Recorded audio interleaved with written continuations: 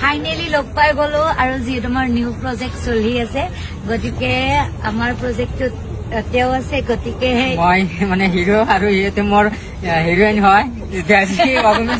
চিনেমাত মই প্ৰথম চান্স পাইছো আৰু মোৰ কাৰণে বহুত ভাল লাগিছে আৰু মই এনে মনোৰঞ্জন দিব খুজিছো যে অসমবাসী ৰাইজৰ এটা মনোৰঞ্জন হিউ পপুলাৰ মই পপুলাৰ বুলি মানুহে কয় কিন্তু মই একচুৱেলি নাজানো